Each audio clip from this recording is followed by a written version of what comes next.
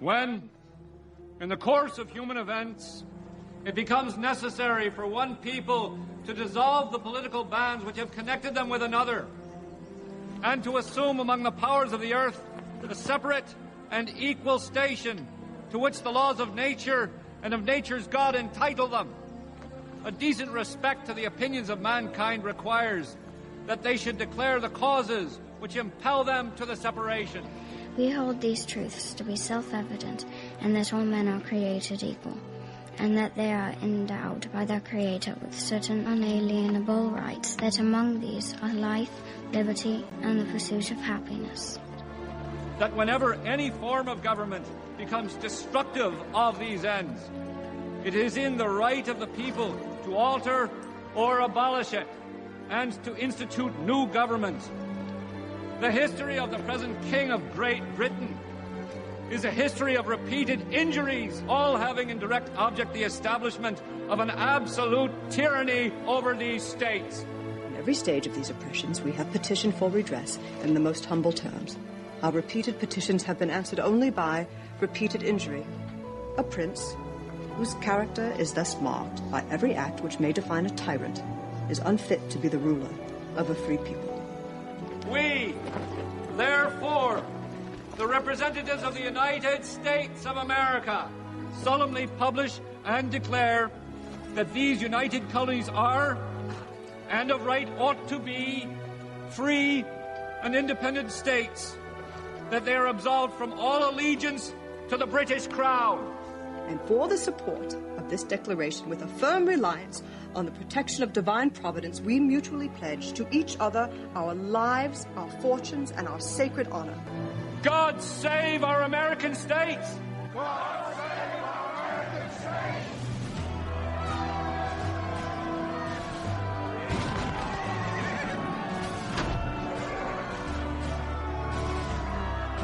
And now it's time for the Freedom Link with your hosts, Joe Joseph and John King. Yes, it is the Freedom Link right here on truthfrequencyradio.com. I'm Joe Joseph. Poor Johnny King, he's not feeling too well tonight, so he can't make it to the broadcast. So filling in and kind of hooking a brother up is my good friend Popeye. What's up, buddy? What's up, Joe? Oh, man. Poor Johnny. Kidney stone. Yeah, dude. Sorry to hear about Johnny. I mean, all kidding aside, Johnny is one of my buddies. I think the listeners have ascertained that, even though him and I rib each other, John's actually a good friend of mine. And ooh, dude, kidney stones. I wouldn't wish that on my worst enemy, dude. Not good. He was actually considering. He's like, oh, if you really need me, man, I'll be there. Oh, yeah, John's a trooper, dude. No, like, take the night off, homie. Seriously. Yeah, I know. Yeah, like, so no.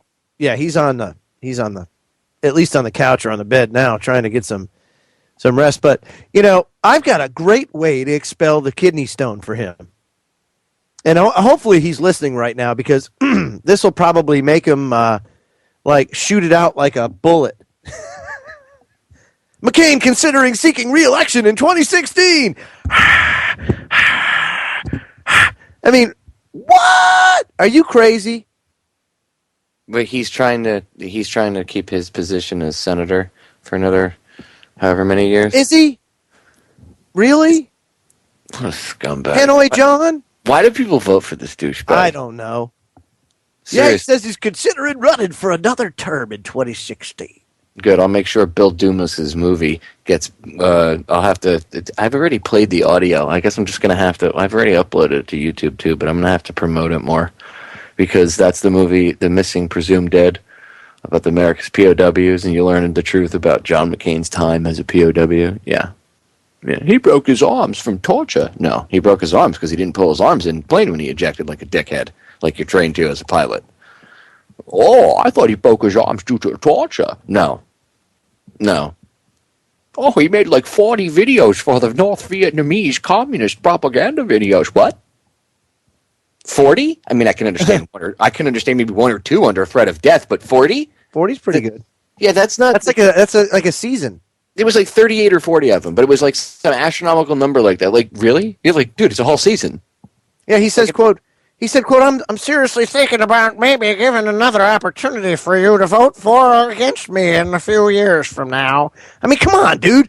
You're going to be 80 years old. selfish a-hole. You know, man, and then you got people like Frank Lautenberg, who just passed, he kicked the bucket in office, 89. You know, Strom Thurmond, he was a real card. You know, he did it till he was like 101. Frank Lautenberg, another fine human being. Oh, yeah, they're all a bunch of freaking... sarcasm. Ah. You know, they gave his wife, they paid his wife death benefit. $174,000 death benefit. And people were like, well, he's congressman, you know, death benefit, shouldn't he get it? Well, Lautenberg was a millionaire, so I think in a case, especially of a time when our country is as effed up as it is, I don't think it's right that they gave her $174,000. I really don't think it's right. They're millionaires. They don't need the money. There was no reason for him to get that money. Well, it's a death benefit, you know, Frank Lautenberg. F Frank Lautenberg. There are veterans. You could have supported like 5 or 6 vets for a year at 100% disability on that little chunk of freaking change that you just gave a millionaire who could wipe her rear end with it and does not need it. Well, so, it's just like, you know, the story goes that we're the parents and they're the children, really, and they're bad children. And we've been bad parents. The only way you're going to get that changed is if you actually have them change it. And that's just the honorable thing would have been to, you know, for Mrs. Lautenberg to say, why, no, I think we have enough, or, you know, 174 grand now, or maybe it's improper considering the circumstances. No, that's not how they roll. There you go. Would you like that cash, or would you like us to stroke you a check? Yeah, well, you know, I'm a politician, and I sacrifice. You want to talk about sacrifice? Yeah. Our founding fathers, like Jefferson, died broke and poor because of his service to this country. That's sacrifice. So, why don't you do me a favor and take your millions of dollars and stick it where the sun doesn't shine, you elitist prick. Yes, in the dark of night, right after the first of the year, the insider trading bill was silently voted back and repealed, and Obama signed it quickly because they all become millionaires when they're in stinking office. Think about it. Wasn't it advantageous for them to make things worse so that perhaps, you know, you might get a little market reaction, or perhaps gold and silver would shoot up? It would benefit them because they can control that. They can make the market fluctuate the way they want it just by legislation or lack thereof. I mean, it's a scam. Just think about that for a second. I want the listeners to think about that for a second. There was rules about Congress having knowledge to commit insider trading. The very same thing, by the way, that they went after Martha Stewart for, and then I know they went after her for something else because there was, you know, whatever, it was a lie or whatever, she had lied to them. The point is they went after her originally for insider trading.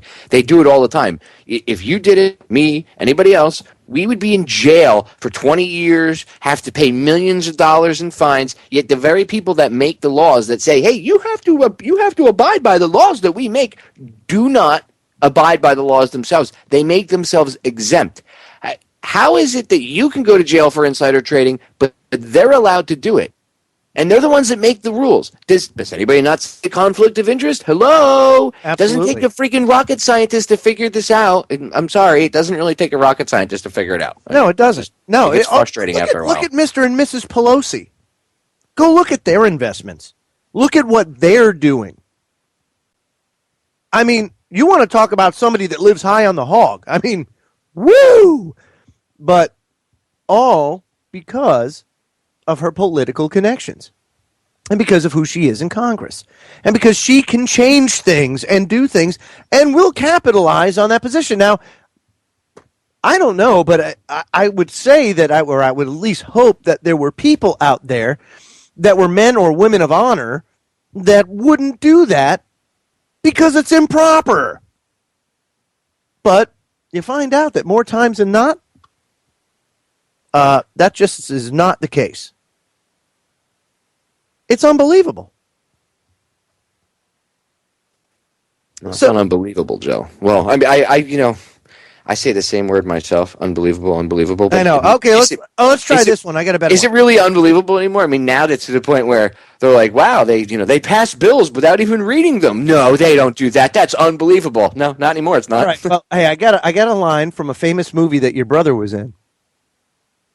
It's better than unbelievable. Ready?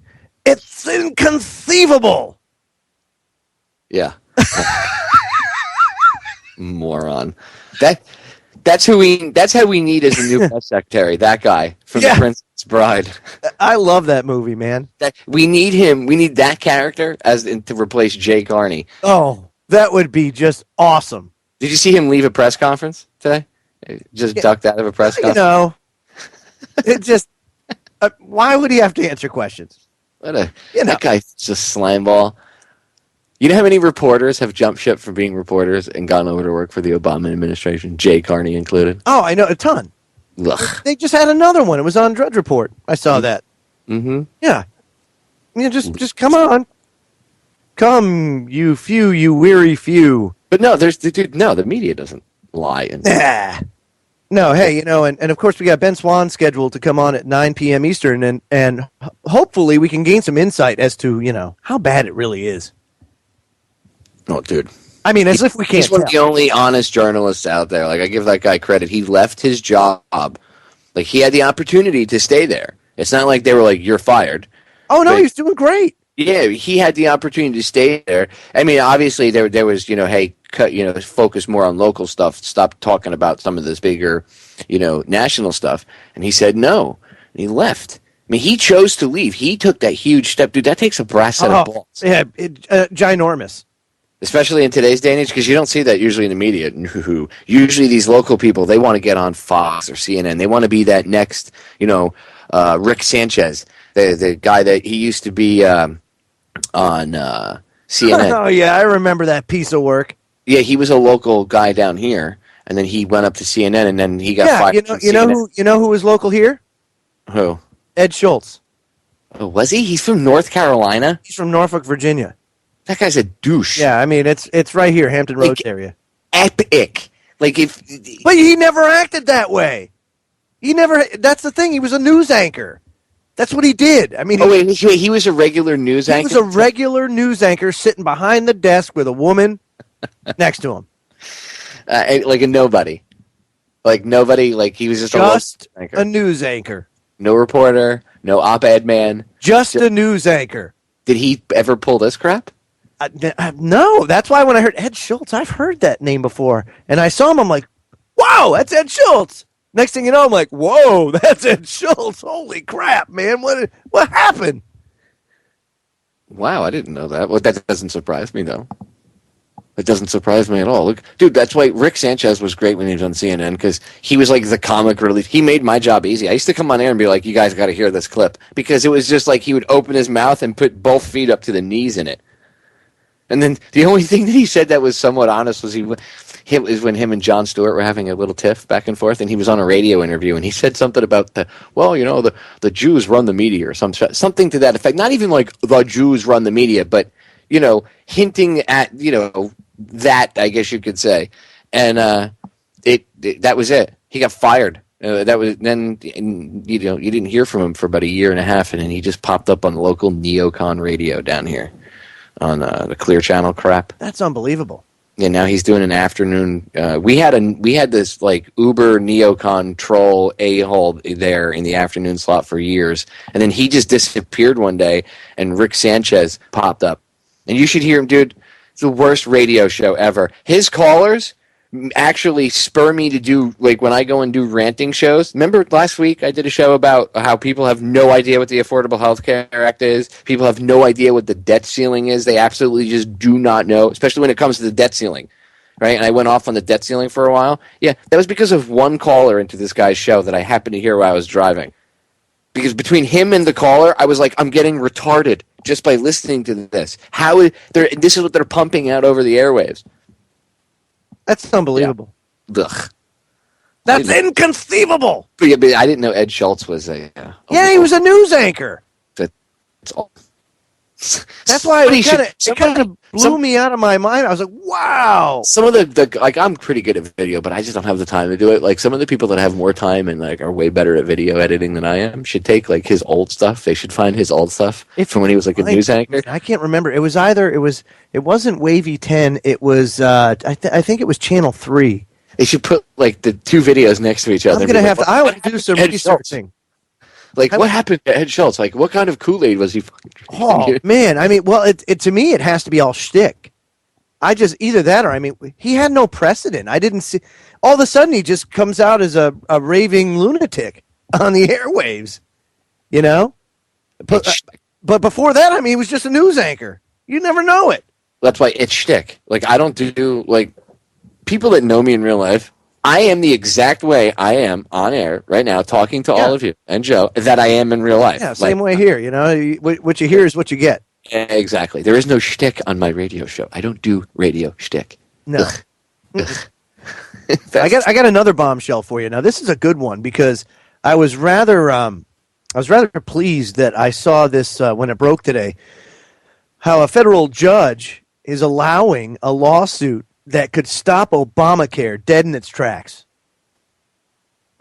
I was like, wow, this is great. So apparently, small business plaintiffs say the government's treating all 50 states the same, even though Congress allowed them to opt out. Remember all the states that opted out of Obamacare? That means, by law, by the statute that was passed and enacted, right? That means that they are not subject to the mandate or the penalty. They opted out. Also, it means that subsidies, the IRS subsidies and tax credits, they don't apply there in those states. But the government is treating them all the same. So they're saying that the government wants Obamacare to be in all 50 states. The legislation says that if a state opts out, it opts out. So they're fighting it. They should. Yeah, and it'll get struck down. You can't dispute what the law says. And the biggest straw man argument of all of this is when people say, you just don't want black people or Spanish people or minorities to have health care. That couldn't be further from the truth. Yeah. I want everybody in this country to have access to equal health care. Yeah. The same equal health care that those pieces of crap in Capitol Hill and in the White House have access to. They don't want you to have access to that kind of health care. No, I know. Okay. No. And you know what? We'd all be able to afford it. Without a shadow of a doubt, this country could afford health care. Not Absolutely. Right now, it can't. But it would be able to if we'd close a few of them foreign military bases down and, I don't know, stop being the Roman friggin' Empire. Yeah, that's a start. That's a start. I'm fired up. No, I am too. I had a Constitution class today, not to go too far off the subject, and we were talking about Article 2 and Article 3. Article 2, of course, applying to the executive branch's responsibilities, and Article 3 to the judicial branch. And we started getting into judicial precedent, and you went over a couple of cases, and it came up to the War on Terror and the Patriot Act. Somebody had brought that up, and these are all teenagers, and we were talking about it, and I said, how many of you think that there is a real threat for terrorists to strike the United States, or that there may be a terrorist lurking by you? And, most of them were like, whoop, they raised their hands thinking, yeah, you know what? I hear it all the time. It's always terrorist, terrorist, terrorist, everything else. And I broke out the statistics, and the statistics are that, I think there were like 20 some odd terrorist attacks last year, 414 individuals. There's 253 million plus Americans that are 18 years or older. You divide the two, and you get about 1 in every 625,000 people in the U.S. are terrorists. Okay, so 1 in 625,000 chance that you're going to be in and around a terrorist or an attack or something like that. So, on the flip side, there's a 1 in 1,000 chance that you will be the subject of police brutality or overreach. 1 in 1,000. Where's the real threat? Well, how about you have a better chance of being killed by a police officer You have a much than you do a terrorist? So are we going to bring the Marines home and have a war on cops? That's a good point. Maybe send the Marine Brigade Combat Team into, send one of them into, I don't know, like Seattle. There's a high rate of police brutality. Maybe have a, Brigade Combat Team versus the Seattle Police Department. Yeah. I mean, that's all you only need like 4 Marines. I've yet to have somebody argue in any sort of intelligent fashion and give me a reason why the camera shouldn't be pointed the other way. You know, I fail to see. I know an ex-CIA guy. Yeah, I see him at the VA. We chat sometimes. Just so he knows he knows, like, I've given him DVDs and stuff, so he knows I'm awake and I'm aware, and he's a smart dude. And I actually we met each other quite by accident, but during once he got to trust me a little bit, he said to me one day out of nowhere, he goes, "You know why I quit the agency?" And I said, "No, why? Why'd you retire?" Because he wasn't. He wasn't one of these field agents that don't retire. They end up in a hole somewhere in the freaking desert. Oh, right, yeah. He was like an intel guy, but still, I mean, he knew stuff or whatever. But he just said to me, he goes, "I quit the day that it's out facing out to facing in." He goes, "Do you understand what I mean when I say that?" Absolutely, yeah. When the red threat was put on the back burner, the Cold War. Yeah. What an excuse. You look at this stuff and it's like you had John D. Rockefeller and, all his cronies, the Mellons, all these people together in this thing, and they're just scripting this play. And it just, okay, this is the plan. This is how it's going to be over the next 150 years. It's going to take a long time to get there, but we'll get there. We just got to make sure that, that our families stick with the plan. And it's all like a drama just being played out in front of us. And, of course, they know that people don't pay attention to history. So they know that if they screw up, they can make the same mistake again and no one's going to notice. And then the internet came along. Oops.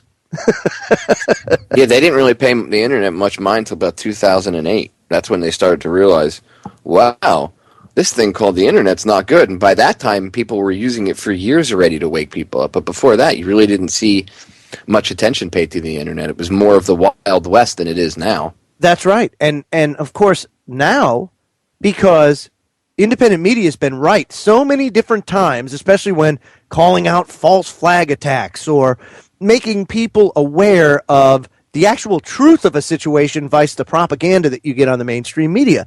So as a result, our credibility has grown while the mainstream media has gone down the toilet, along with Congress and everybody else. And it's made a difference in that it's slowing them down, and I think we're starting to turn the tide here.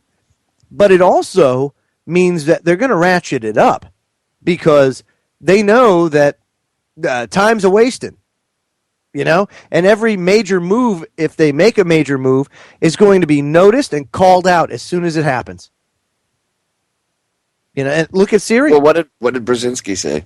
He said, it used to be easier to fool 1 million people than kill 1 million people. It was infinitely easier to lie to them and fool them, via your deception word of mouth than just flat out going out and slaughtering 1 million people, because they had done that in the past. They weren't really efficient. Swords and even bullets and stuff can only be so efficient. But now they've made killing so easy and so efficient that he even admitted one of your old intros, right? What did he say? It's easier, it's easier to kill 1 million people, than to fool them. So what he's telling you is they used to worry more about propaganda. That's why people go, why is it right in your face now? Because they don't care. Yeah, they just don't care. Well, and they know that the public has now been dumbed down really well. Just those statistics alone just show you how bamboozled the public actually is. Now, that's not to say that it would take a long time for an improvement in the situation if you were able to have a mass awareness as far as what the problem was. Say, like, you can't force them to tune in, but let's just say, for example, that, word gets out, and over time, most people are now tuning into independent media than mainstream media. And as a result, you have more of that informed, credible information being put forth to the people, now they're able to make logical decisions, and now they start to see the things that are supposed to happen. Problem is, and this is a problem that I see that we run into all the time, and we'll have to get into this in the next segment, because this is huge. You know how, and Obamacare, what a great example, when that person that's used to getting everything given to them, Obama phone, everything else, the Obamanoids, what happens is they go to the Obamacare website. Oh, here's your premium. What? That's not free? Oh, hell no. I'm telling you, it's happening. People are being disappointed left and right. And now this news that Obamacare might get struck down and that a federal judge is actually going to let this thing through. Oh, this is fabulous. The only way you get free health care is if you're an illegal alien. Then you get free yeah. healthcare. And of course, that's all reversed too. Meanwhile, we have homeless vets out there. But we'll give illegal aliens free health care. But that's mean to say that they're illegal aliens, Joe. You're not being sensitive to their needs. By the way, I'm being sarcastic, ladies and gentlemen, because every other freaking country has a way of letting people in. Okay, I'm not saying our immigration system might not be backlogged or messed up. Hold that thought. We'll be right back, folks. Don't go away. More when we get back. Welcome back, folks. Joe Joseph here, along with Popeye from FederalJack.com, filling in for the convalescing John King. That poor sap. That sucks. I hope you're feeling better, Johnny boy. 'Cause that sucks. Yeah, dude, I wouldn't wish that on my worst enemy. No. And the messed up part is usually those things are like tinier than like a grain of sand. No, you're absolutely right. So let me. I want to give a little background on this lawsuit. It says a federal judge Tuesday refused to dismiss a case that could fatally cripple the Obamacare health insurance law. This is the Daily Mail reporting about the Affordable Care Act and the fact that the Affordable Care Act forbids the federal government from enforcing the law in any state that opted out of setting up its own health care exchange. And the Obama administration, according to their lawsuit, has ignored that language in the law, enforcing all of its provisions, even in states where the federal government is operating the insurance marketplaces on the error-plagued healthcare.gov. 36 states have chosen not to set up these exchanges, a move that effectively froze Washington, D.C. out of the authority to pay subsidies and other pot sweeteners to convince citizens in those states to buy medical insurance. But the IRS overstepped its authority by paying subsidies in those states anyway, says the small businesses and their lawyers. So basically what they're doing is, if a state opts out, then they can't enforce the law in that state. But they're doing it. So think about this. If all of a sudden 36 states worth of people stop having to pay a penalty, if businesses don't have to conform to that, whatever the law, the 50, you can't have over 50 full-time people without yada, yada, yada, yada. All of a sudden, Obamacare, oh, I mean, it'll still be a law, but it'll be useless. There's no way they could pay for it. Not that they could do it now. I was going to say, I was about to say. Well, yes, let's just fire up that printing press some more. Janet Yellen. Come on. We could pay for it if, like I said, if we'd stop, lobbing cruise missiles and stuff. We could do that. Well, Popeye, we don't always use cruise missiles. Oh, I'm sorry. Let's look at something like the law rocket system, something to that effect. Okay, that whole thing in and of itself, that system, firing one of those rockets, right? It costs more to fire one of those rockets than the guy firing the rocket gets paid in a year. Oh, sure. Okay, just so people understand that. Absolutely. It's unbelievable. So anyway, they've overstepped their bounds, and as a result, the small businesses have challenged this. The subsidies serve as a trigger that determines who has to comply with the now famous individual and employer mandates. So the lawsuit claims the Obama administration illegally enforced the Affordable Care Act, suddenly making millions of taxpayers and small employers subject to paying fines if they don't play ball. The Affordable Care Act authorizes subsidies only for policies purchased through an exchange established by the state.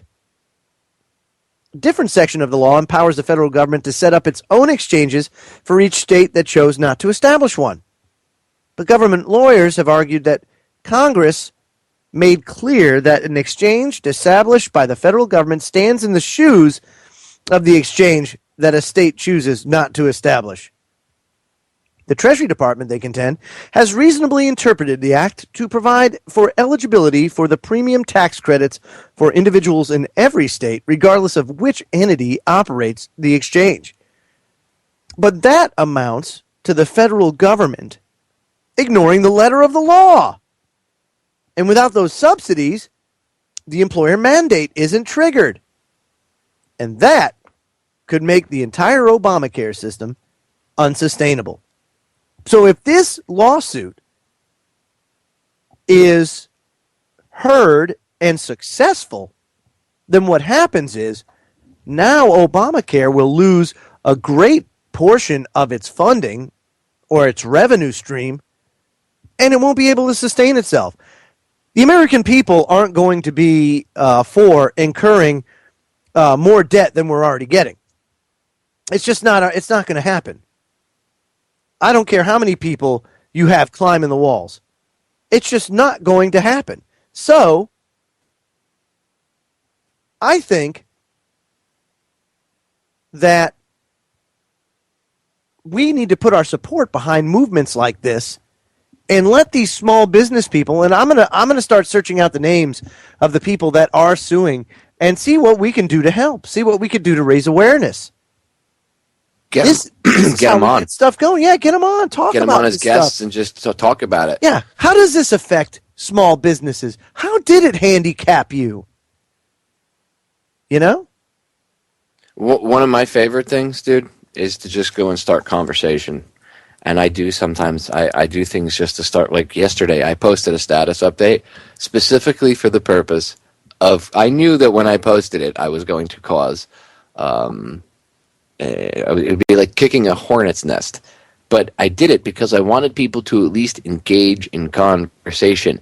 And although there was, there wasn't too much getting out of control, I was rather glad that people behaved themselves. The point is, people had this open debate about the topic that I posted about, right? They were at least engaging each other. And there's like almost 300 comments back and forth on it. So that's good. At least people were having a dialogue with each other. Because right now, nobody's even talking.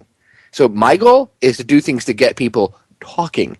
And even if you don't agree, like if somebody was like, well, I totally think, you guys are crazy about Obamacare, that's fine. You could hate everything that we're saying and disagree with us 110%.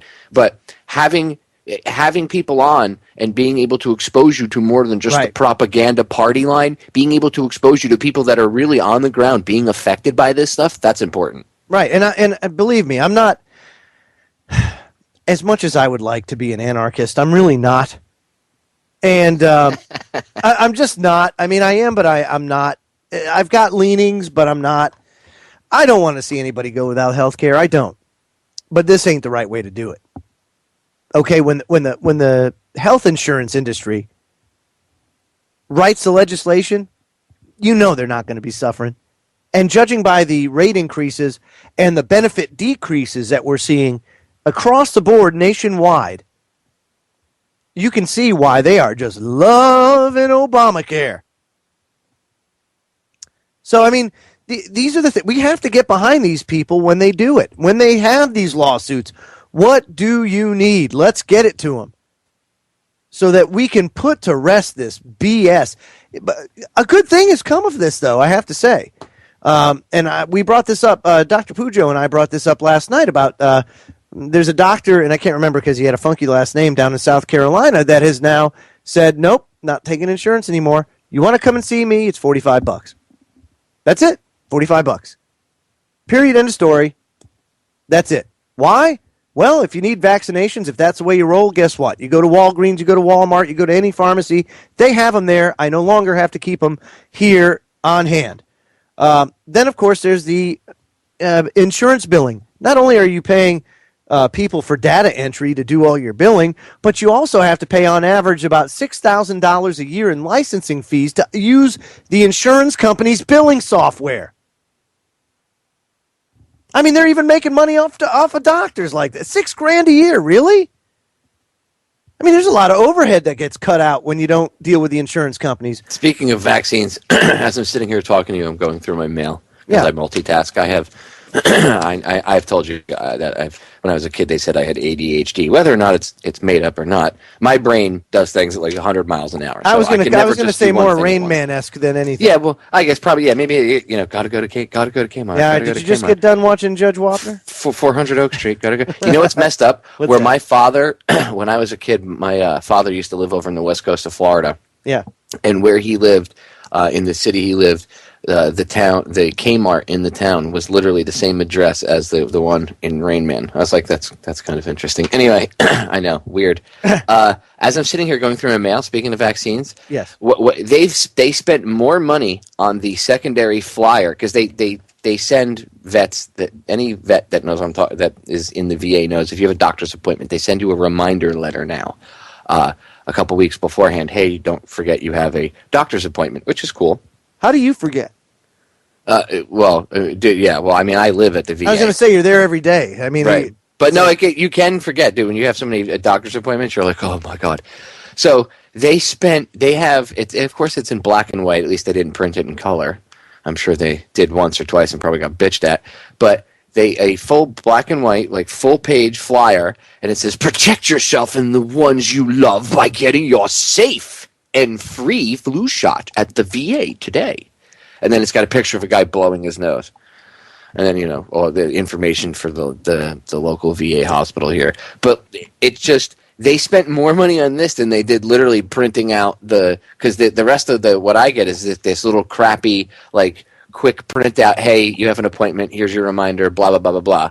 Like, they actually used more ink on this crappy flu shot flyer and probably ended up paying more postage because it was in the envelope. And they do this all the time. And it's not just them. You go to Walgreens, CVS, you're just inundated with, get your flu shot. Oh, and the newest propaganda is if you get your flu shot, it'll help prevent heart disease, heart attack, and stroke. Yes!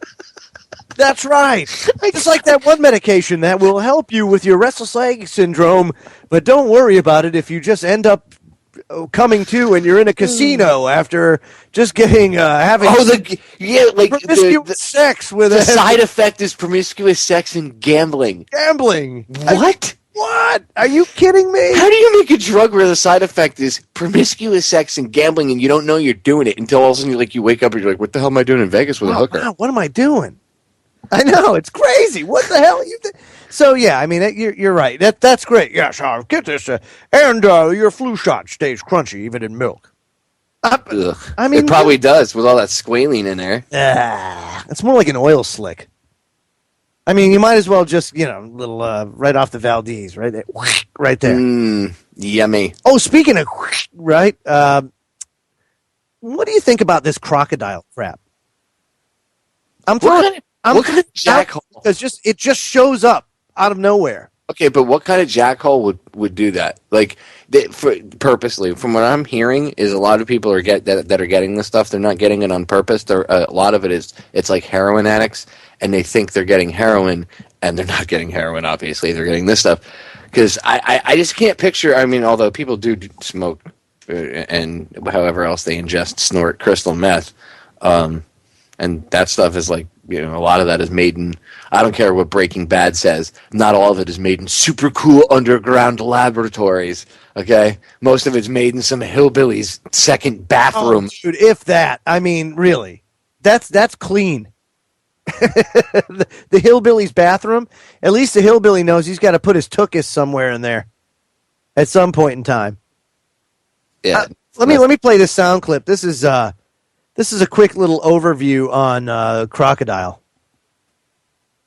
It's unbelievable. I can't take it. A drug that rots users from the inside has reportedly made its way to the U.S. For years, Russian authorities have been battling the abuse of desomorphine, better known as Krokodil or Krokodil, as seen in this Vice documentary. Сергей вот инвалид, он плохо ходит, плохо разговаривает. Миша получше, но тоже плохо ходит и разговаривает плохо. And you've been taking Krokodil? These guys can't walk or speak anymore. The nickname came from the scale-like patches users get when they inject the toxic drug. That's before their flesh falls off, sometimes all the way to the bone. People, once they become addicted, have a very short life expectancy, usually less than 2 years. Krokodil is in the same family as heroin and oxycodone. It has been called the worst drug in the world. It is easily made at home with dangerous ingredients like codeine, gasoline, and lighter fluid. And it's a cheap high. Dude, pause that for a second. CBS... Codeine, gasoline, and lighter fluid. Oh, well, codeine's the only medical thing in there. And why, gasoline and lighter fluid are usually crappy for you until you add codeine. Now with codeine, I mean, dude, no wonder their skin's falling off. Oh my God, dude. Really? I've seen the pictures. Like one dude, his fingertip, he had pulled his fingertip right off while he was talking to the reporter. He just snapped it off. I was like, oh, bro, that's. But again, what the is wrong with people? I have to throw this out there. The Russian authorities have been battling this for years, right? Now and up until now, never showed up. Now, all of a sudden, Krokodil's showing up everywhere. Do you think that's coincidence? I don't. Personally. I mean, think about that. I think that we're talking about something that maybe was thrown out there. You know, hey, why don't you try this? Well, I mean, if they don't create the problem, then they can't. They don't have a reason for their existence. There's always that idea, right? I mean, yeah. It wouldn't be far be it from them, to do something bad like that. They would never ever stage something, Joe. No, I mean, but you understand what I'm saying. It's like what if they needed they needed the chaos to create their order, right? The DEA and the ever-going war on drugs. Well, now there's a new drug. Oh my God! It is gruesome. I mean, it makes you lose body parts. It's like okay, you get high for for a split set, however long it is, you become hopelessly addicted to this stuff. It rots your flesh away, and it's kind of like leprosy. That's what you get. That's the price you pay for using this crap. That's scary. And with the appeal of marijuana really hitting, as a matter of fact, Gallup just reported that for the first time, Americans actually favor legalizing marijuana. Now, 58 to 39%. 58% in favor, 39% say no. And that is a far shift from where it was just a couple of years back in 2009, where you had 54% saying no and 44% saying yes. So it's making a major shift. And then, of course, war on drugs now. Come on, they don't like that. Clandestine operations don't like that. Even though they're into more of the heavy stuff, they don't want to, war on drugs. Come on. What do you think, buddy? Well, one of the listeners in the chat room, it's one of the Anons, said that it's apparently, I don't know if this is true, but it wouldn't surprise me one bit, that apparently a lot of the translation, the English, the Russian to English translation that we see, especially in some of the mainstream stuff, about reports about this, is not completely accurate, and that there's questions of whether or not it's being hyped up and it's not something else that they're, it's not maybe something else that's, he was mentioning another type of drug that was being poorly manufactured, which if it was being poorly manufactured and it was any drug that has a high rate of impurity would cause something like that. So, I mean, who knows? Maybe it's something else and the media is just hyping it up, because that could be a possibility too. I mean, we don't know. All I know is none of this would be an issue if they would just stop being such, nannies, I guess, overbearing mothers, whatever, when it comes to cannabis. We all know why they don't want cannabis. Oh, yeah, of course.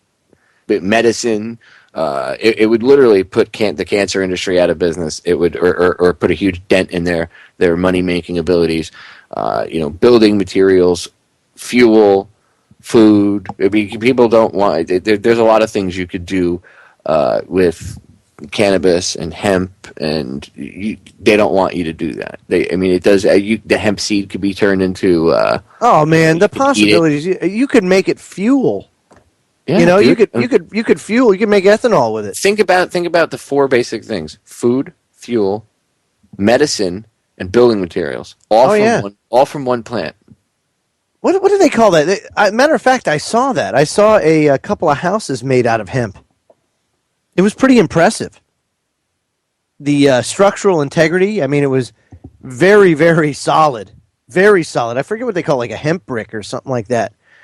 And they made it out of that. And hempcrete. Hempcrete, that's what it was, yes. It's fire. Well, it's highly fire retardant. I won't say fireproof. Yeah, but it's also solid. It's solid, and it's a great insulator. Dude, they're building houses out of it. That's what I'm saying. Like full houses out of it, and they're stronger and more efficient than the stuff that they. And they got to be cheaper. Of course they. It's a byproduct of the good stuff. And it's not like you can roll the house up and smoke it for all the unmentioned. you could try. Well, they actually took. I don't like that wallpaper anymore. I don't like that wall finish. Just roll it up and smoke it, will you? They tried that. Well, they didn't try that. They took blowtorches to show how fire resistant it is, and the guy sat there with a blowtorch right on the hempcrete wall, and he's just standing there and he's holding it, and it's not catching on fire. Try that with drywall. Oh yeah, forget woof. Exactly. You wouldn't even have to get near it with the torch, and it would. Yeah. Well, don't get me started with that. Houses. I learned that when, of course, I moved out to the sticks and I had to start burning trash. And, one of the things you learn on a ship is, especially in the berthing areas, man, do they go up fast because of the mattresses and the stuff. They're supposed to be fire retardant. Well, they are to a certain point. And then after that fire retardant layer kind of burns away, it's whoosh, it just goes up like you wouldn't believe. In a box spring, forget it. If you got a box spring, those things are just, and it burns hot. So, having a house like that would be kind of cool because it could probably resist something like that. Well, usually house fires start from a simple room and contents fire. Sure. And it spreads because everything in the house, from the chairs to the clothes to the carpet to the drapes to the walls, everything is made of material that has some sort of chemical in it that's combustible. It just goes up at different temperatures. But once the room starts heating up, then it's on, because then fire spreads really strange too. Like a lot of people think it has to spread just from jumping like direct contact. No, fire can spread in a multitude of ways. Smoke can spread fire. It can get so hot and the smoke will actually catch on fire. That's what a flashover is. There's a difference between a flashover and a backdraft. Backdraft is like the movie, the guy opens the door and you hear, and it explodes outwards, because that noise you hear it's a vacuum. It's because the fire is smoldering, but there's no oxygen. It's suffocating, and as soon as you open the door, it takes a big breath, and then the result of taking a big breath is the exhaust of the breath. That would be the explosive fireball. But a flashover is actually when all the smoke in the room hits a certain temperature. If I remember correctly, it's somewhere around 1,000 degrees. This is going back a while. It's been a while since I was fighting fires, and I've done my fire science homework. But if I remember correctly, it's about 1,000 degrees, and that's when all the smoke in a room will instantly ignite, poof, And when that happens, everything else in the room usually ignites too, because that's extremely hot. And that's a firefighter killer. I think I remember the rule. I think it was 3 or 4 foot in a doorway, and it was the furthest you'd survive in a flashover situation like that. Wow. Unbelievable. Yeah, I know. Random fire science. I know. Reminds me of that movie Backdraft. Well, that's where the movie when you would see the explosion. That's what the backdraft is. The guy in some of them, obviously, the guy was just trying to create, like, I think in the end when they caught him, he was trying to just create a gas explosion. But backdraft is a smoldering fire, and then when you open a door or a window, you introduce oxygen to it. It'll literally, it's been said to sound like a freight train. It'll suck in all that oxygen, and as it sucks in the oxygen, what happens? It's like taking a big breath in. Well, you got to let it out, and out comes the resulting fire because the oxygen, gets sucked in by everything that's smoldering. Picture everything in your house smoldering, everything, all the contents of your house smoldering, but it not having enough oxygen. You opening the door, and all of that stuff that's smoldering and on fire suddenly gets fresh oxygen. Yeah, big fireball. But flashovers are actually even more scary. Backdrafts usually get cops, at least when I was in. Because the cops try to always be a hero, and like they run in with extinguishers to put a house fire out. It'd be hard to do it in a hemp house, so come on. Well, that's why I'm saying, dude. Like, how many police officers and firefighters' lives would be saved yearly, seriously, because you wouldn't? And this is the stuff that we used to talk about when we were firefighters about, in the future that we're going to be irrelevant. Yeah, and this is stuff that they make illegal, folks. They make it illegal for you to have a safer home. They make it illegal for you to have the proper treatment for maybe your cancer or a whole multitude of other ailments. They make it illegal for you to have something that will benefit you. Can it be abused? Yeah, like everything else. I could drink too much coffee and have a heart attack. I can abuse coffee.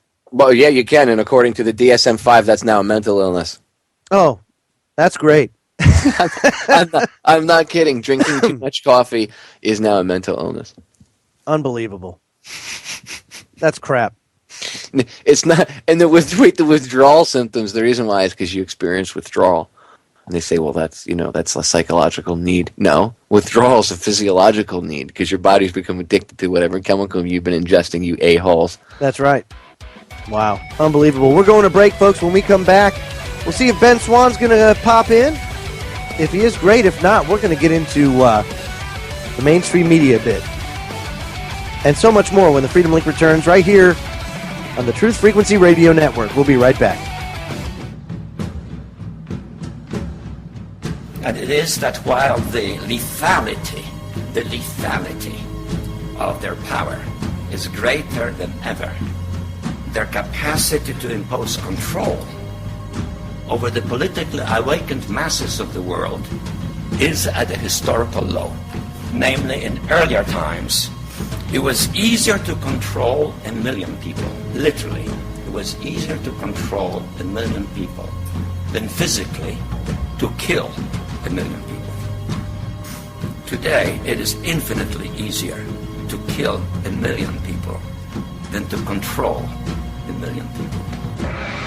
The smoke in the air of our Concord bridges and Pearl Harbors is always smelled first by the farmers who come from their simple homes to find the fire and fight. But if you embark on instituting a society where government protects you from yourself, you're in big trouble, and that's what they're doing. That's all government is force. I mean, do you have a choice about paying Medicare taxes? This government uses force to mold behavior or mold the economy. They've overstepped the bounds, and they violated the whole concept of our revolution and our Constitution. It's hour number 2, the Freedom Link, right here on truthfrequencyradio.com. I'm Joe Joseph, along with Popeye, federaljack.com. Well, buddy, it looks like Ben's going to reschedule for another night. It happens. Hey, what can you do? Dude, sometimes things happen. Whatever. No big deal. No, it's no big deal, but it's kind of fitting because you got me looking into the mainstream media a little bit more, and exactly what it is that made him jump. And it's funny because the mainstream media has been bought and paid for quite some time. There's been an agenda afoot here in this country. Heck, how far back, Popeye? What, to control the media? At least 50 years. I mean, let's be honest, the media has been controlled long before that. Oh, yeah. Yeah, no, it was actually... Who was responsible for helping get cannabis, a topic we were discussing last hour? Oh, yeah, that's who right. Was responsible was it Horace Greeley? Well, one of the biggest people that was involved was the big H over there at the History Channel. The H that does not stand for history, but stands for who? Hearst. Oh, yeah, that's right. Hearst Publications. That's right. Yes. Yes, it was. Evil. So, I mean, it's interesting. Hearst Publications. Yeah, it makes it all the more interesting as far as how people, even though they know that, for example, you go to broadcast school and they teach you to make sure that integrity, always follow the truth, yada, yada, yada. And then you get out there and that's totally not the way it is. And you have to ask, do they just say, oh, okay, I guess this is the way it is and I just accept it and move on? Or, I mean, do people have like a conscience that what they're telling people is a bunch of bunk? That's a good question. I don't know. I mean, why don't you ask Wolf Blitzer? I would love to. I would love to ask Wolf Blitzer and all these people as far as, you don't really believe what you're saying, do you? I mean, I would love to actually have a debate with them, but I would never, like I've openly said it for years now. I would, any day of the week, I would clear my schedule, reschedule things if I had to. Any day of the week I had to, I would sit down and talk to Hannity or Beck or any of these morons, even on the other side of the aisle too, the faux aisle, right? The other side, the left, right, blah, yep. Right? Yeah, I would take on any of them, but they won't ever take on someone like you, me, or anybody else because they don't want to. When was the last time you saw Ben getting interviewed by somebody like an Ed Schultz type person? Oh, forget it. You'll never see Ben Swan sitting down with Piers Morgan for a half hour, 45 minutes to have a real discussion. You'll never see if he ever gets on any of these shows, it'll be for 5 or 10 minutes, and they'll step all over him. They won't, or they'll cut his mic. They would never. He would eat Bill O'Reilly alive. With Bill O'Reilly, I could imagine O'Reilly be flipping out and Ben be sitting there all cool, calm, collected, just delivering it. You'll never see that debate because him being cool, calm, and collected would show O'Reilly to look like a moron. So what happened with Kennedy when he was so slick, man. I mean, him and Kennedy were debating when him and Nixon were debating. People that only heard the radio debate thought Nixon won, but people that saw the debate on TV, thought that Kennedy won because Nixon was sweating underneath those lights. Yeah. And Kennedy was cool, calm, collected, and just very charming. Well, Kennedy also wore makeup too. Well, that too, and it helped out big time. You don't think about it much with black and white television, but even then, it made a huge difference. I mean, you have to understand that was cutting edge to a lot of people. So yeah, I mean that just the way he handled himself. I mean that was it. And that's why they'll never they study things like that. Like sure. they'll look back at the Kennedy Nixon debate and you can learn from that and say, okay, if you were going to put someone like Ben Swan, who's cool, calm, and collected, or someone like you or me or whoever, and I wouldn't lose my temper. I would be very professional. But they will never have that debate. They won't do it because it would instantly show them up for what they are. It exposes them. It totally exposes them. Absolutely. Right, so you'll never see that debate ever. No. John Swinton, the former chief of staff of the New York Times, in the 1970s, he addressed the New York Press Club, and he said, quote, "There's no such thing at this date of the world's history in America as an independent press. You know it, and I know it. There's not one of you who dares to write your honest opinions, and if you did, you'd know beforehand that it would never appear in print. I'm paid weekly for keeping my honest opinion out of the paper I'm connected with. Others of you are paid similar salaries for similar things, and any of you who would be so foolish as to write honest opinions would be out on the street looking for another job. If I allowed my honest opinions to appear in one issue of my paper, before 24 hours my occupation would be gone. The business of the journalist is to destroy the truth, to lie outright, to pervert and to vilify and to sell his country and his race for his daily bread. You know it, and I know it, and what folly is this toasting an independent press? We're the tools and vassals of rich men behind the scenes. We're the jumping jacks. They pull the strings and we dance. Our talents, our possibilities, and our lives are all the property of other men. We are intellectual prostitutes. Now, that was the chief of staff of the New York Times, John Swinton. He called it. So what's the deal?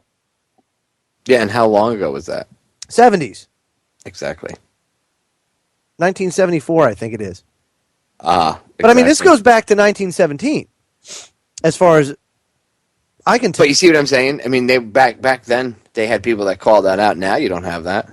The first kind of real record of the elite trying to go and take the mainstream media over. It was 1917. It was Congressman Calloway, I think was his name. And it was documented in the Congressional Record that J.P. Morgan infiltrated the U.S. media for the sole purpose of controlling it and exploiting it, making a lot of money. So I know that he had hired like a dozen or so of the top news managers to help him determine which newspapers were the most influential in America. The idea was to find the primary key news institution that other news outlets looked to and then were influenced by. Right, you know, just need to find the feeder. Right. You want the, yeah, that's right. The feeder. Exactly right. Like the New York Times, like the Boston Globe, these big newspapers at that time. So, and then of course it trickles on down. It trickles on down to your local paper. But I mean, back as far as 1917, and I'm sure you could find other documented or undocumented cases, or maybe you've heard stories, or maybe there's some written in books or biographies of people that were subjected to this type of control. Maybe even before that, I'm sure it was. I mean, sensationalism's been around for a long time. But I mean, they've been trying to control this for quite some time, and they hold these people under their thumbs, and now they just willingly do it. Now it's just become standard practice to be a, as John Swinton said, an intellectual prostitute. That's exactly what they are. I mean, how do you have an independent press? How do you have a press that's going to give you the news when you have so many of them as members of the Council on Foreign Relations? How do you have the news as we have it today and not see it for what it is? They thrive on making profits. If they don't scare the crap out of you and get you intrigued and get you to tune in, they can't sell commercials, and commercials time is what pays for everything. Yeah, that is. Yep. So because their whole thing is based off of commercial time, and don't think that they don't do product placement. Look, CNN is one of the most despicable news companies when it comes to that stuff. They'll act like they're doing a tech review on something, and it's like, dude, what, you're CNN, why are you doing a tech review? You're supposed to be talking about news internationally, and you're wasting my time with this or something else, really? It's all about product placement and marketing. Okay? The news is not about the news. They create the news. They tell you what the news is. Right. What did Howard Beale say in Network? Oh, in the Network. What did he say in the movie Network? He said, for God's sake, you people are reality. We're the illusion. That's right. Remember, here's a quote here from Howard Beale describing television. He says, the only truth you know is what you get over this tube. Right now, there's an entire generation that never knew anything that didn't come out of this tube. This tube is the gospel, the ultimate revelation. This tube can make or break presidents, popes, and prime ministers. This tube is the most awesome goddamn force in the whole world, and woe is us if it ever falls into the hands of the wrong people. And when the 12th largest company in the world controls the most awesome propaganda force in the whole world, who knows what crap we'll be peddling for truth on this network. So you listen to me. Listen to me. Television is not the truth. Television is an amusement park. Television is a circus, a carnival, a traveling troupe of acrobats, storytellers, dancers, singers, jugglers, sideshow freaks, lion tamers, and football players. We're in the boredom-killing business. So if you want the truth, go to God. Go to your guns. Go to yourselves. But, man, you're never going to get the truth from us. We'll tell you anything you want to hear. We'll lie like hell. That's what Howard Beale said. He's right. He's absolutely right. Yep. And like I said, one of my favorite lines of that movie is, for God's sake, people, you are, your reality. We are the illusion. That's right. He's telling you they're fake. You couldn't get right. If you want to go see what really goes on in the news media, go watch the movie. It's a good example of what happens. I mean, aside from all the side drama and everything else, if you understand the basic premise of the story and you understand what he's saying to you, and what happens, people get pissed off all over the city, they start opening their windows and they stick their heads out. I'm mad as hell and I'm not going to take it anymore. Well, that's what we need people to do. Oh, absolutely. But, I mean, like I said, when the mainstream media has CFR members like Brian Williams, Katie Couric, Diane Sawyer, Mika Brzezinski, Bob Schieffer, Barbara Walters, Judy Woodruff, Paula Zahn, Leslie Stahl, George Stephanopoulos, Jim Lehrer, David Gergen, Fareed Zachariah, Terry Moran, Charlie Rose, Aaron Burnett, Rupert Murdoch, Garrett Uckley, Morton Kondracki.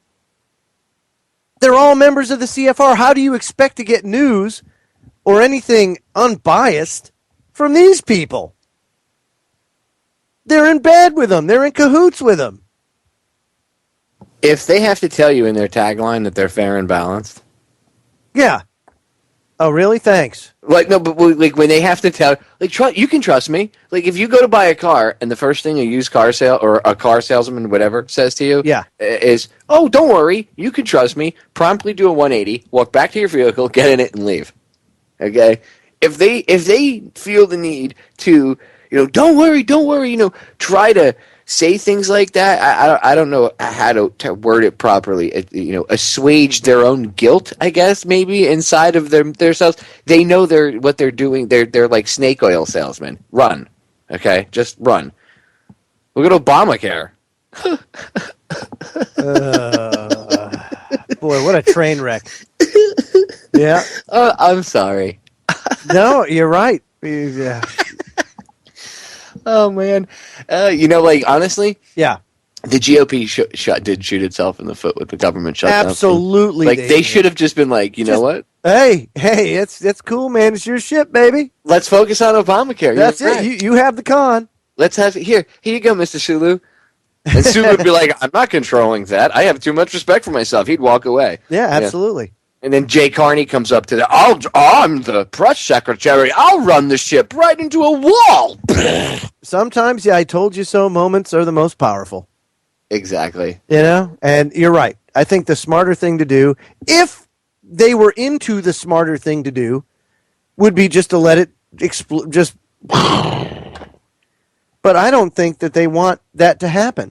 No, I think there's other ulterior motives. Right, because I think that the real purpose of Obamacare is to solidify or provide that spinal cord, if you will, to the whole surveillance state, the whole nanny state. I mean, think about it. Well, it violates HIPAA laws. Obamacare already violates laws on the books. Your health laws. Oh, but those are mundane details. The privacy laws, Like, people are like, well, how? I think it's fine that the police should have access to your health records if, your mental health and stuff. Really?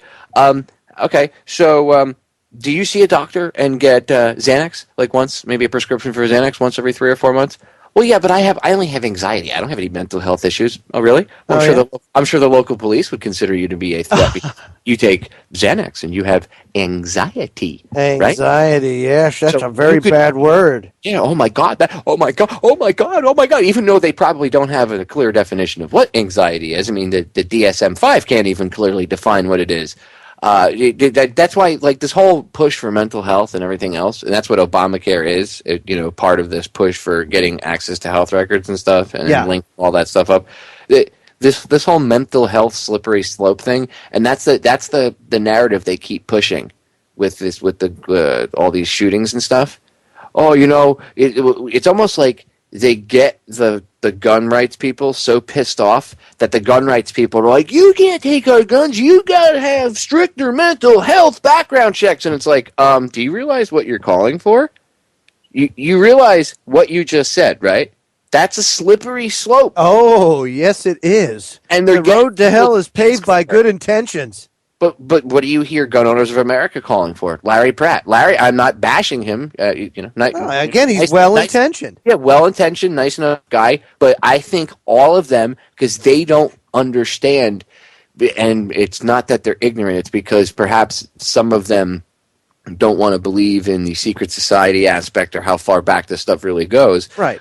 They have to understand that these people that do this stuff, they think on 7 or 8 levels deeper than you do. So it's not just, you can't take things at face value. So it's almost like building a straw man argument where they goad the pro-gun crowd, the anti-gun crowd, and not even, I won't even say the anti-gun crowd, the powers that shouldn't be, use the people that they've gotten all emotional about gun control, the anti-gun crowd, we'll call them. They in cohorts with them, but they kind of use them, right, like puppets. Yeah. They try to goad the pro-gunners into a debate about what, it's my right to have a gun and blah, blah, blah, knowing that if they even if they just plant the seed here or there, but just knowing that their argument is going to be, no, it's this guy was mentally unstable and, normal people are fine. It's the mentally unstable people that have access to guns and stuff like that. And it's not that the laws, it's, how does the gun owner know if the person's crazy? Maybe if we had better mental health background checks. And it's like all of a sudden now you have the pro-gun crowd calling for a police state, and they don't even realize that they're doing it. That's how they mind control people. Right, That's yeah, and you're absolutely right. And it happens. You get bombarded by this stuff. You get totally and completely bombarded by this stuff. So, I mean, it's not hard to understand. And then, of course, you take a look at, like, for instance, history, even versions of the Bible. Romans 13. Huge passage. By the way, folks, Thursday night is going to be quite an evening because Thursday night at 8 o'clock Eastern, we have Dr. Chuck Baldwin coming on, and we're going to be focused on talking about the movement itself, and don't be deceived into thinking that you can't fight alongside somebody of a different ideology. That's going to be the kind of modus operandi for my interview with Dr. Baldwin. And then after that, I'm going on your show, buddy, and we're going to talk about what? Well, pretty much it's the religion?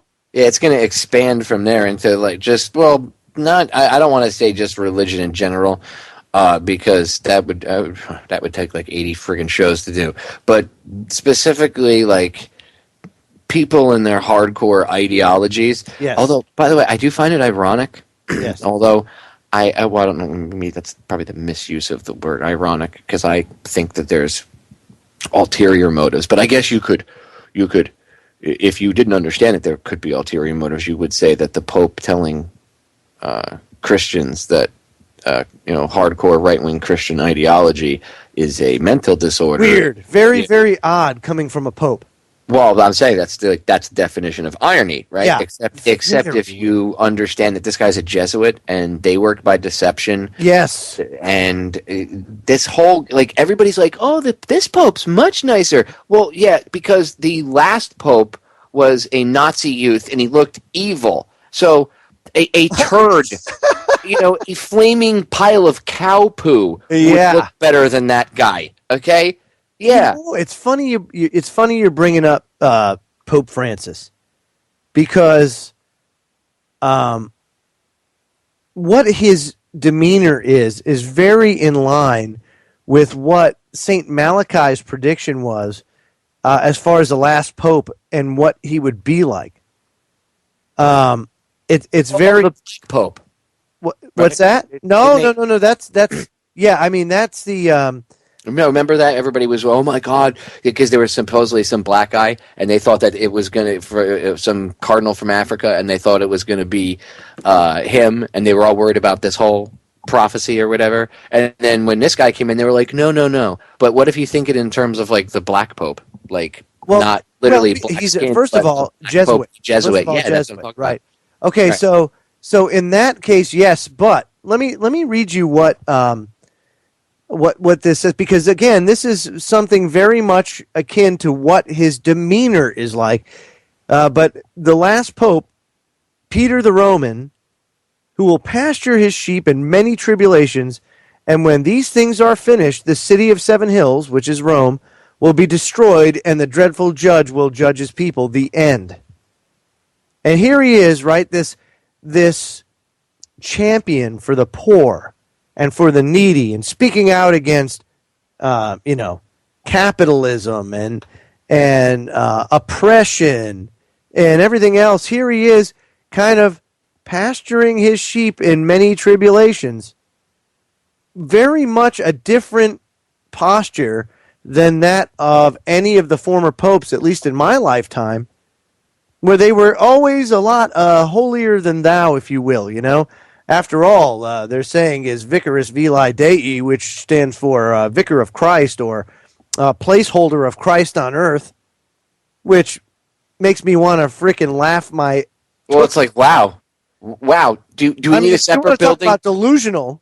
Well, now you know why they have such large, grand structures, because they need one structure for all the parishioners and the other structure for their own ego. I was going to say, I thought it made up for small penises. Well, that too. I just wanted to throw that out there because... well, I guess that's why they go after small little kids. Oh, man, I tell you, just corrupt from top to bottom. But anyway... I probably just lost like 5 Catholic listeners. It's all right. You know what? I respect people. If you want to be a Catholic, be a Catholic. That's up to you. However, I will say this. St. Malachi's prediction is very interesting in that this pope, by St. Malachi, and there was 112 popes in his progression of popes. This is the last one. Ooh, very interesting, and it kind of also it's also interesting how this guy again is taking that tact of he lives in an apartment. He doesn't live in the Pope Palace or the wherever the heck he lived before. Now he lives in a quaint little apartment, nothing big. Makes his own food. Nothing special. Mm-hmm. Very interesting. Mm-hmm. Very different. Mm-hmm. Yes, very welcome. Mm-hmm. And very deceptive, too, might I add. You see what I mean? What's the old expression? Beware of Greeks bearing gifts, in reference to the Trojan horse. Yeah. No thanks. I don't trust you. Oh, but Popeye, he's a much nicer pope. Right. Yeah, he's a kinder, gentler pope. Yeah, as he's kissing my hand, he's stabbing me in the back. Everybody thought Obama was great, too, right? He's licking your hand with that forked tongue of his. Mm-hmm. No thanks. And for the hardcore Christians out there, don't you guys call Satan the great deceiver? Well, maybe, just maybe, this guy's not everything he says he is. I'm not saying he's the Antichrist. I'm just saying that he's not the nicest person in the world. Like, he's not this great guy that everybody thinks he is. No, I don't believe that to be the case either. But I don't know the guy personally. I'm not going to knock him, I'm not bashing anybody. I'm not bashing any Catholics either, by the way. I have family that are still Catholics in their beliefs or whatever. But the reality, it's just like any other, large organization. What you're told, the followers are not told the exact truth about what the people in charge are. Right. Hey, stand by, folks. Welcome back, folks. Final segment of the broadcast this evening. Joe Joseph here, along with Popeye, federaljack.com, and Down the Rabbit Hole. He'll be doing his show next, and then I'm joining him on Thursday. I scratch your back, you scratch mine, vice versa. Yeah, well, I've been wanting to do a show about, this. It's partially has to do with the rant I put up the other day, but it's perfect. But which, by the way, was a what a perfect way to stir debate. Like I said, I kicked the hornet's nest. Oh man, did you ever? Yeah, well, I knew there's certain subjects that if you throw it out there, people are. Well, give the listeners a little bit of a exactly what you said, because just in case some people don't, because I know some of mine don't follow Facebook. I'll have to read it. Yes, by all means. By the way, that number I was telling you, the 300,000 number. Yes, that's $360 million that one insurance company lost alone. Is that all? Oh, but jump change to those people. Really? You think that's petty cash? They got to be making that up though on the back end, because that's a big chunk to lose. Though they don't lose money. That's what I'm saying. We'll put it that way. They don't lose money, so they're making it up somewhere else. You know that more than anything else. These big corporations, they're not in it to lose money.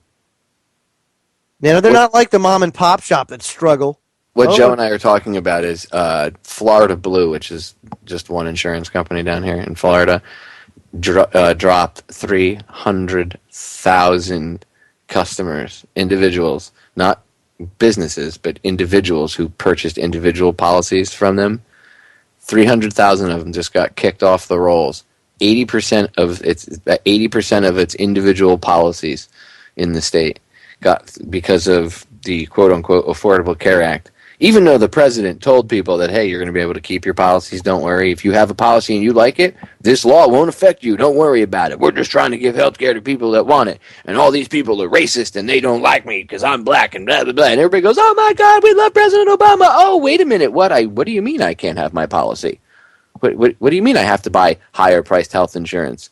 I don't want that. I like my policy. You told me I could keep it. Oh, he lied to you. That's right. When we told you he was lying to you, yeah, we weren't being racist a-holes. We were trying to tell you that he's a politician. Yeah. In order to get that position, you have to lie. Yeah, like, for example, say I'm the first black president. When you aren't, you're the fifth. Well, exactly. Oops.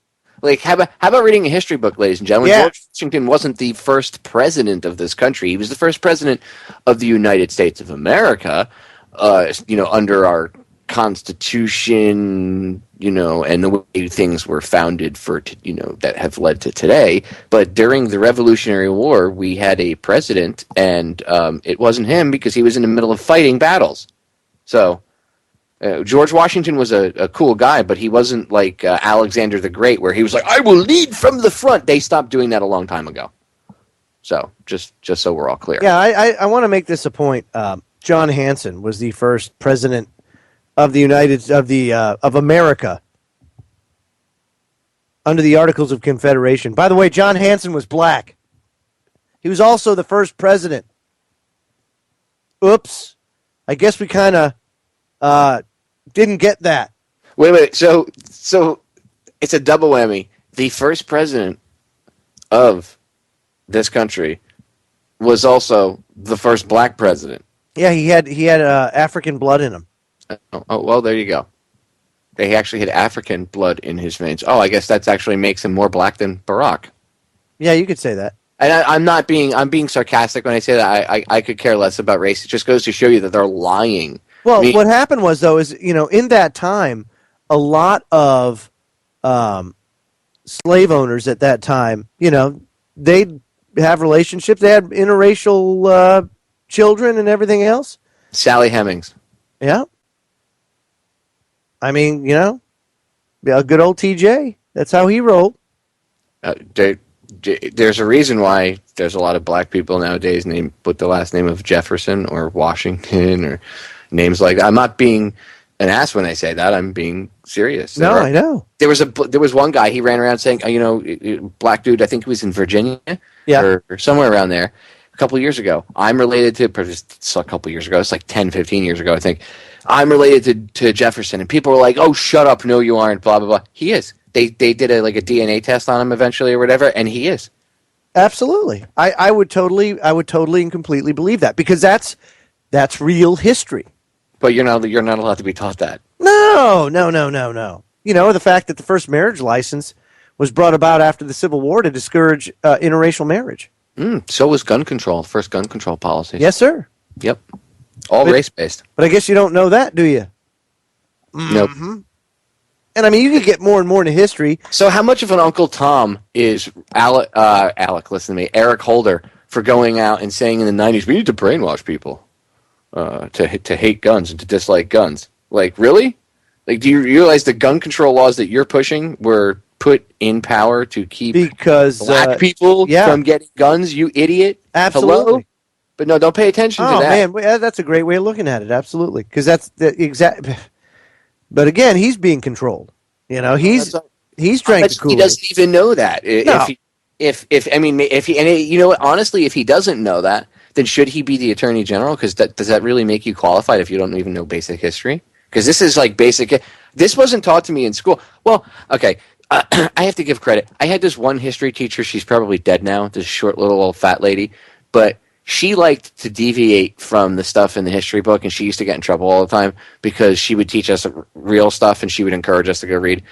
But from the time I was a kid, I started reading books on my own because I realized there was this huge gap in what they were telling me as to what was really going on. But if it weren't for certain adults and my parents pushing me to do things like that, I would have eaten. I don't know. My brain was just, I was always hardwired to not eat up the propaganda. But who knows? You know what I mean? Look at all these other kids that they're just taught to regurgitate, because that's what their parents want them to teach. You know, don't worry about that. We'll look into it later. Well, no, you don't look into it later because you get sidetracked by, you know, whatever, Dancing with the Stars or whatever, and then you don't look into it and you don't find any of this true history out. And the reason why it's important to know the facts about the past is so when someone tries to lie to you and use the past to try to, like, you know, go up on stage and politic and act like, oh, well, you know, blah, blah, blah, blah, blah. Abraham Lincoln, the whole reason we fought the Civil War was to free black people and stop slavery. Lie.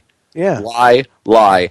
In fact, Abraham Lincoln had said himself he would have, if he could have ended the war without freeing the slaves, he would have. What? Oh, Mr. Emancipator said that? Yes, he did. Okay? He wasn't as great as everybody thinks he is. And by the way, so the Democrats realize when you guys, like, venerate Lincoln, he was the first Republican, just so you know. I just want to. Yeah.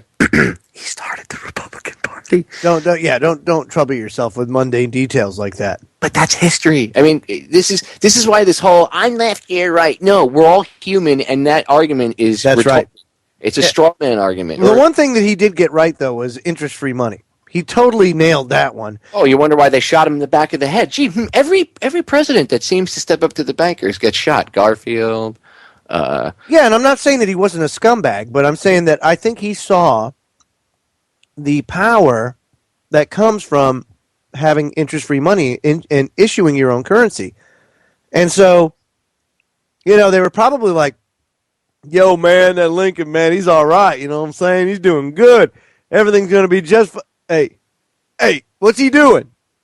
What's this greenback? What? Yeah, right. Well, we've been under martial law since his presidency. That's why he's considered a tyrant. There are people that beg to differ on that one.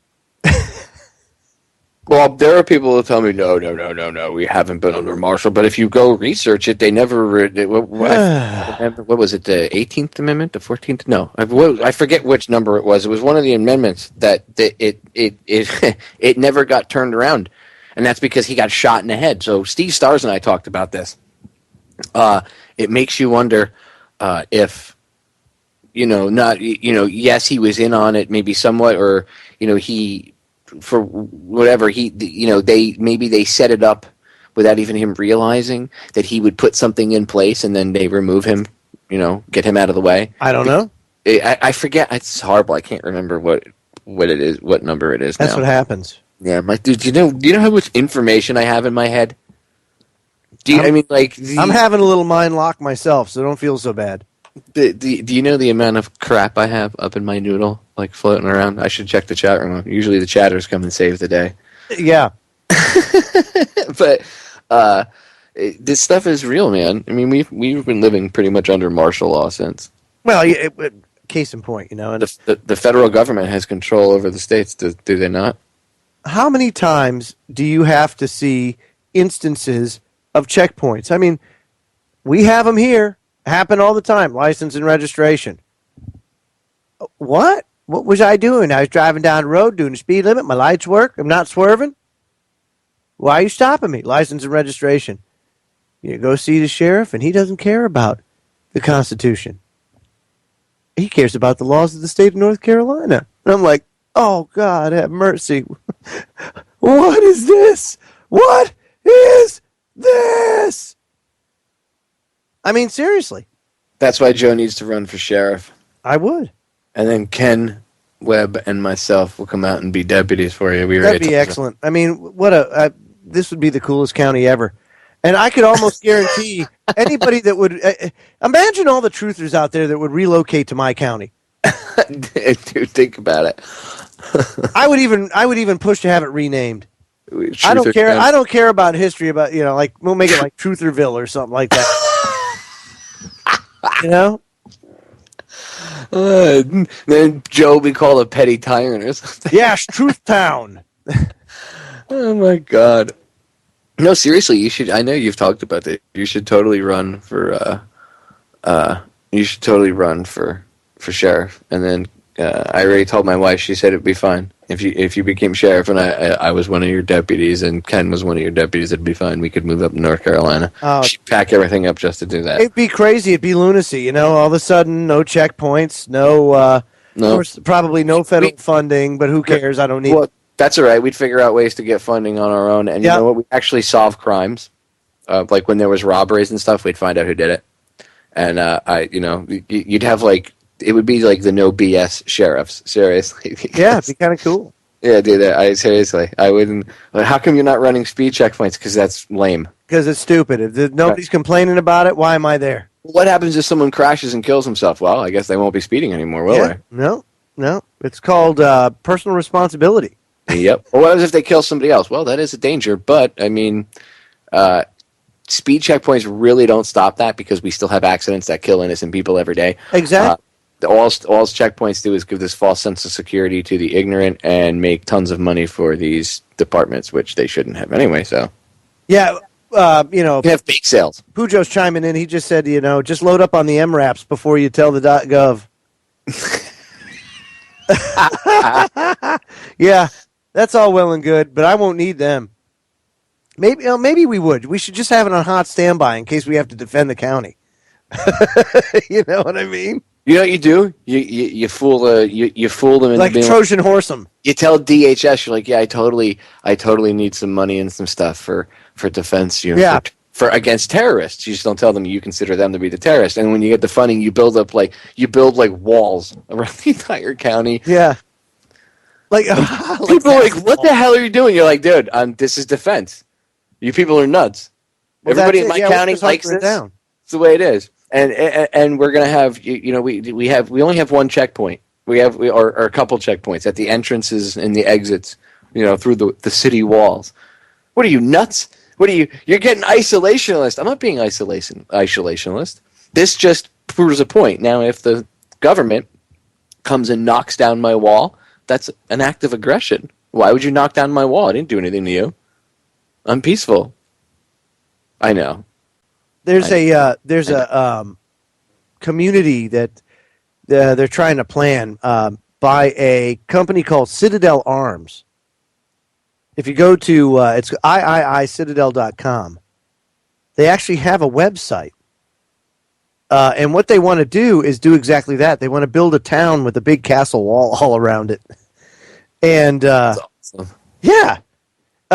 This is what it says. It says the Citadel is evolving as a planned community where residents are bound together by patriotism, pride in American exceptionalism, our proud history of liberty as defined by our founding fathers, and physical preparedness to survive and prevail in the face of natural catastrophes such as Hurricane Sandy or Katrina or man-made catastrophes such as a power grid failure or economic collapse.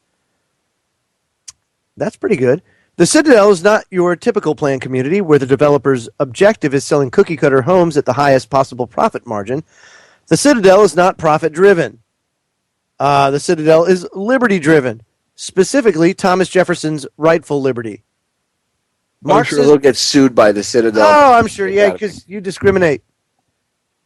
They'll get sued by the military academy. That Citadel. Copyright infringement. Oh gosh. They'll be like, "You're stealing our name."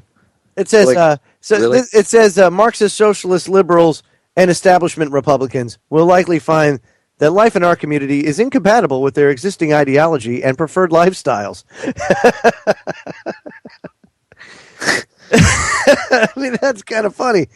Now it says the Citadel community will house between 3,500 and 7,000 patriotic American families who agreed that being prepared for the emergencies of life and being proficient with the American icon of liberty, the rifle, are prudent measures. There will be no homeowners association. There will be no recycling police and no local ordinance enforcers from City Hall. The location is, we are in the process of selecting the ideal location among the beautiful mountains of the Idaho Redoubt. Is this going to be like another friggin' Jonestown? I don't know. Who knows? But that whole thing was mind control up too. So yeah, this says if living, why apply for residence? It says if living in an affordable, safe, well-prepared, patriotic community where children will be educated in school rather than indoctrinated appeals to you, consider the Citadel. Approved applicants receive a lifetime lease paid off in only 30 years. No credit check, no background check, 0 down payment, 0 interest, 0 property taxes. 0 background checks. That's nice. Well, that's nice. If you're about liberty, I guess, it's about taking chances, I guess. Now, here's the housing details. This is interesting. All homes will be built of poured concrete for exceptional strength and durability. Your home will be built to your specs with utilities stubbed to the interior. You select the facade for the exterior of your home. You are responsible for completing the interior of your home as you wish. You may choose to do the work yourself or hire contractors, but every single detail from paint to the tiles on the counter is your choice. They're going to be poured concrete homes. That's badass. Yeah. Well, that's how a lot of the homes down here in Florida are. They're concrete. There's certain building, I mean, some of the stuff is still built with, well, not really. There's really no wood frame structures down here anymore. After, what the hell was it? Hurricane, oh my God, I can't remember the name of the hurricane. See how shot my brain is tonight? Back in the 90s, my Lord, I can't remember the name of the hurricane. It wiped out Homestead, Florida. So they started, Andrew? Yeah, that's it. I knew it started with an A. I'm like, that's not Hurricane Alexander. What the hell is in it? My brain is shot. Hurricane Andrew. It wiped out an entire friggin' city. So they quickly changed building code. They realized, maybe wooden frame structures in a hurricane-prone state aren't a good idea. Must use concrete. Or cinder block design, which is a lot of the stuff down here is cinder blocks. Or hempcrete. Well, that would probably work really well. I bet you it would. I'm sure it would hold up real well. Of course, maybe if they weren't geoengineering the planet, we wouldn't have a problem with that either. I know some people find it hard that we don't have the technology to control the weather. That's crazy conspiracy theory talk. Sure. Project Popeye. Oh, yeah, that's kind of hard for you to remember, isn't it? Right. Project Popeye from the Vietnam War era. Go look it up. What was the name of that pilot that talked about that? Oh, Ben Livingston. Ben Livingston. Oh, man, look him up on YouTube. What a fabulous interview that is. Mm-hmm. Has all the pictures, too. Oh, yeah, his pictures. The photographs he took from the planes. Yeah. While he wasn't doing any geoengineering at all. No. Because cloud seeding is look, if we could stop hurricanes from coming in and demolishing areas, that would be great, which they have the ability to do. Of course, insurance companies and lawyers, we don't know, and we don't want to take the responsibility. That's how it starts. And who runs the government now? Lawyers and corporations. Of course. Yeah, you're certainly not going to get your fair take. or your fair shake here as far as that's concerned. And yeah, it's the same reason why you don't have tort reform in the medical industry. Think about it. You think lawyers are going to limit the amount of lawsuits that can come out? No, of course not. They're not going to do that to their bubbas. No way. It's all a big ring knock in society, if you think about it. That's really all it is. Of course, these people, they're just kind of like puppets that, these uber-rich globalists just kind of like use as... think about it. I think the net wealth of Nancy Pelosi is anywhere like Frank Lautenberg's $50 million maybe. Okay, to these globalist uber elite people, that's nothing. That is nothing, and they're bought and paid for.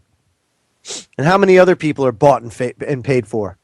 Dude, they're all like they rigged the game. The reason why they're millionaires for the most part is because, most of them had money when they went to Congress or to the Senate, but these people, they rigged the rules so it's okay for insider trading, like we talked about earlier. Yeah, and then since it's okay for them to insider trade, they make millions of dollars off of having access to this knowledge, and then they live this opulent lifestyle. Nancy Pelosi, when she was Speaker of the House, the Air Force, she used the Air Force like they were her personal taxi service, to the point where members inside the Air Force, everybody from your lowly airman all the way up to freaking captains and, who knows, on upward, they were saying, hey, look, this is ridiculous. Why are we her taxi service?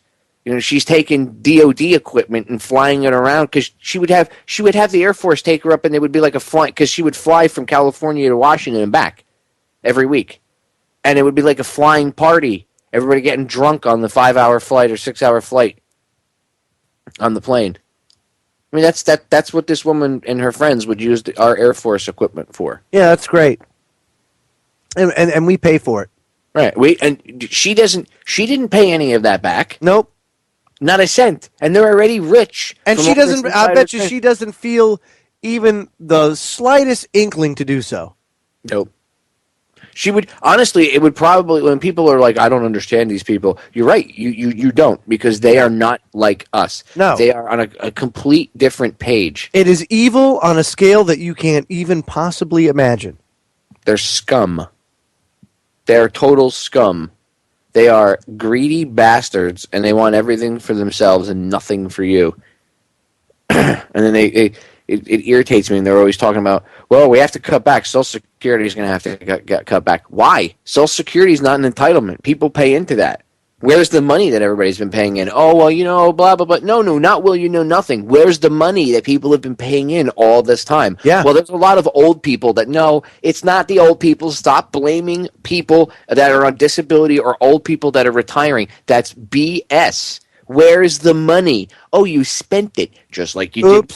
Just like you did with the post office. The post office has to pay since 2007, 2006. They have to pay 75 years ahead every year, and that's why the post office is now in the red, and they have so many financial problems. Right? It wasn't because of the way that they were spending. It's because of this law that they have to pay benefits 75 years into the future. Literally, they're paying for benefits for people that are going to work at the post office that haven't even been born yet.